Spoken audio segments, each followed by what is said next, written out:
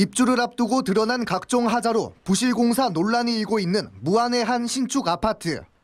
MBC 보도 이후 온라인 커뮤니티에서도 화제를 일으키며 수많은 누리꾼들의 공분을 샀습니다.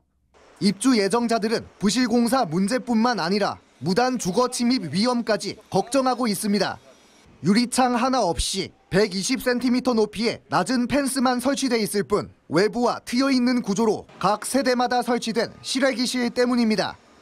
외부와 트여있는 실외기실은 1층부터 3층까지 저층 세대의 경우 외부인의 침입이 언제라도 가능해 보입니다. 더 큰 문제는 따로 있습니다. 실외기실로 들어온 외부인이 안방 베란다까지 손쉽게 진입할 수 있다는 것.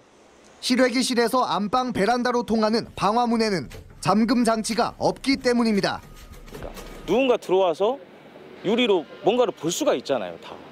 그러면 누가 살짝 들어와가지고 안방을 본다라고 했을 경우에는 얼마나 소름 끼치는 일이에요.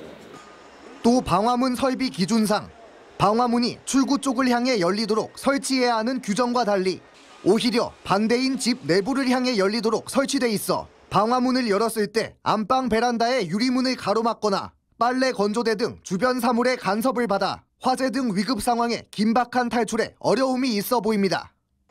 뿐만 아니라 외부와 개방된 실외기실에는 전기 콘센트와 전등도 설치돼 있어 비나 눈이 올 경우 누전으로 인한 화재를 걱정하는 목소리도 높습니다. 밖에 전기 코드가 꼽아져 있는데 바람이 불면서 비가 오면 분명히 들칠 거 아닙니까? 전등도 이제 비를 맞으면 누전될 가능성이 있는 거잖아요. 외부인 무단 침입과 화재 위험까지 제기된 실외기실에 대해 무안구는 시공사 측과 해결 방안을 협의해보겠다는 입장. 마음대로 못 잠갈 경우 왜 도둑이 침범하고 들어갈 때 문제가 되겠더라고요. 그래서 소장님한테 이것은 뭐 대책을 해야 되지 않겠냐 그렇게 지시해놨습니다. 한편 해당 민원에 대한 공식적인 입장을 묻는 취재진의 요청에 시공사 측은 답변을 내놓지 않았습니다. MBC 뉴스 안준호입니다. 대리석 바닥이 물에 젖어 흥건하고 지하주차장의 천장 배관에서 물이 뚝뚝 떨어집니다. 집안 벽은 완전히 깨졌고 바닥은 구슬이 굴러다닐 정도로 기울어 발로 밟으면 삐그덕거립니다. 화장실 벽 속에는 시멘트가 아닌 타일을 쌓아 채워놓았고 쓰지도 않은 보일러 연통이 찢어져 있기도 합니다.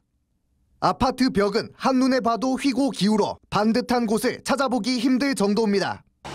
놀랍게도 이곳은 지난 2022년 착공에 입주를 한 달도 남기지 않은 2개 단지 830세대 규모의 신축 아파트.